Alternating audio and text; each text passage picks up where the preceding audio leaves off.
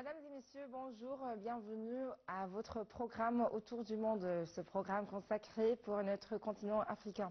Aujourd'hui, on va parler d'un sujet très important, un sujet clé pour l'État égyptien. Il s'agit de la coopération économique avec l'Afrique. Et pour commencer, l'ambassadrice de l'Égypte au Congo-Brazzaville, Iman Yaout, a souligné l'intérêt de la direction politique à approfondir les relations économiques avec les pays africains et notamment la République démocratique du Congo. Alors du coup, cela c'est dans la matière notamment de construction, d'agriculture, d'énergie et de santé. Madame Yaout s'est exprimée lors de la rencontre avec le ministre de Coopération internationale ainsi que la promotion des partenariats publics-privés. Et pour comprendre plus le sujet, on va avoir un cher invité qui va nous aider avec ces informations. Mais après, regardez ce commentaire. L'ambassadrice d'Égypte au Congo-Brazzaville, Iman Yaout, a souligné l'intérêt de la direction politique à approfondir les relations économiques et commerciales avec les pays africains frères, en particulier avec la République démocratique du Congo, dans les domaines de la construction, l'agriculture, l'énergie et la santé. Madame Yaout s'exprimait lors de sa rencontre tenue avec le ministre de la Coopération internationale et de la promotion du partenariat public-privé, Denise Christelle Sassou Nguesso. L'entretien a porté sur les moyens de consolider la collaboration entre les deux pays et de faire progresser les accords existants, d'autant plus que les deux parties sont convenues de travailler pour tenir la deuxième session du comité ministériel conjoint dans les plus brefs délais. Lors de l'entrevue, M. Nguesso a pour sa part exprimé l'aspiration de son pays à faire porter les relations avec l'Égypte au niveau du partenariat dans de nombreux domaines. Il a par ailleurs noté l'attention qu'il prête au dossier de coopération bilatérale avec les autres pays, notamment avec l'Égypte, vu ses expériences et ses compétences distinguées, faisant état de la coopération qui a été débutée dans le secteur de l'électricité et de l'énergie avec les sociétés d'Al-Suidi et de Matkour.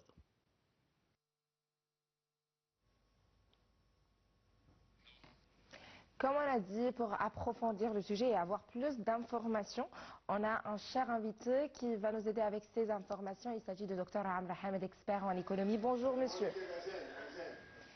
Mais avant de prendre cet appel, on va quand même commencer par l'appel à la prière et on revient tout de suite.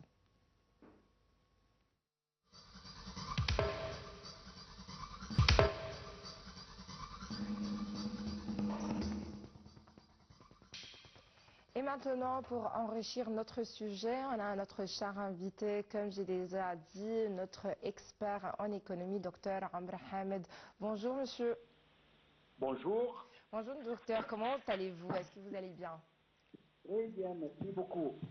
Déjà monsieur, j'aimerais quand même docteur que vous me parliez comment l'Égypte contribue au développement économique de l'Afrique et comment on peut renforcer notre position en matière d'économie en Afrique.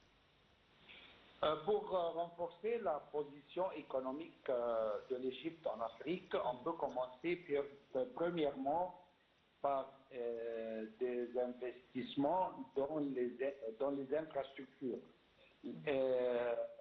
L'Égypte peut investir dans des projets régionaux tels que les routes, par exemple, les chemins de fer et les ports pour connecter les pays africains et favoriser le commerce intercontinental. Aussi, on peut parler de l'établissement des zones de libre-échange, renforcer notre participation dans des initiatives comme la zone de libre-échange continentale africaine, ce qu'on appelle le ZLECAf, pour stimuler le commerce intra-africain. On peut aussi travailler dans la direction de l'énergie et ressources naturelles par exploiter l'Égypte, je veux dire l'expertise de l'Égypte en énergie, notamment les énergies renouvelables, pour devenir un fournisseur clé pour les pays africains. Et on peut aussi parler du développement technologique et partager les capacités de l'Égypte en matière de télécommunications et de technologies numériques pour encourager le développement d'écosystèmes numériques dans la région et aussi les relations bilatérales. On peut renforcer les accords de coopération économique et commerciale avec les pays africains. Oui, j'aimerais quand même vous poser encore une question. Quels sont les principaux défis à qui on fait face en matière d'économie en Afrique en général? Si vous voulez parler à propos des défis, je peux parler ici pas seulement des défis, mais aussi, si vous voulez, les solutions.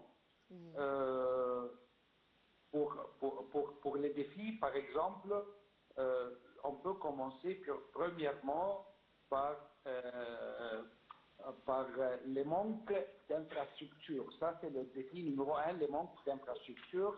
Les routes, ports et réseaux ferroviaires sont souvent insuffisants pour soutenir la croissance économique rapide. Un autre défi, c'est le faible industrialisation aussi. La majorité des économies africaines dépendant encore de l'exportation de matières premières avec peu de valeur ajoutée.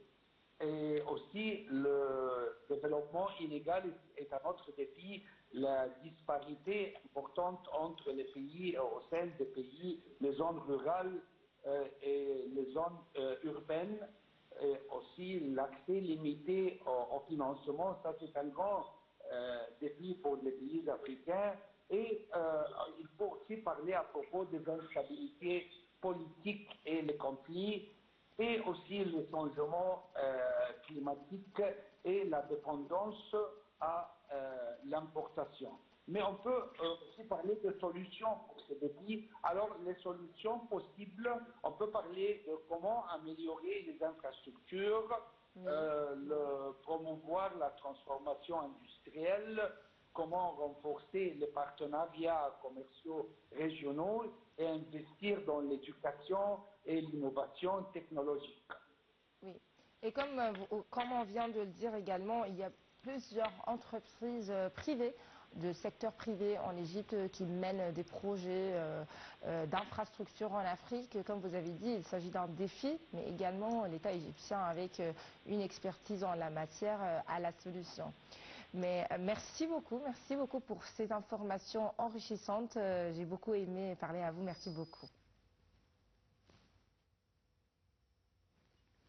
Et maintenant, on continue notre émission aujourd'hui avec le Maroc qui a été élu pour un nouveau mandat pour un an en tant que membre au conseil d'administration du programme alimentaire mondial des agences des Nations Unies, qui lutte contre la famine, la malnutrition dans le monde, partout dans le monde. Il s'agit d'un problème assez important, par exemple au sein de la crise en Palestine en ce moment. Alors la famine et la malnutrition, il s'agit d'un défi mondial en ce moment. Lors de la 176e session du Conseil d'organisation des Nations Unies pour l'alimentation et l'agriculture, le FAO.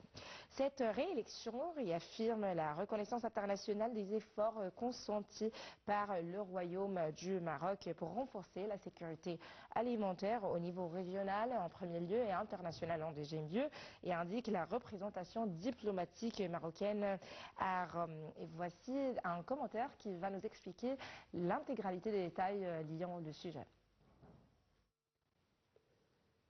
Le Maroc a été réélu pour un nouveau mandat d'un an comme membre du conseil d'administration du programme alimentaire mondial de l'Agence des Nations Unies qui lutte contre la faim et la malnutrition dans le monde lors de la 176e session du Conseil de l'Organisation des Nations Unies pour l'alimentation et l'agriculture tenue à Rome du 2 au 6 décembre courant. Cette réélection réaffirme la reconnaissance internationale des efforts consentis par le Royaume du Maroc pour renforcer la sécurité alimentaire au niveau régional et international. C'est ce qu'a indiqué la représentation diplomatique marocaine à Rome.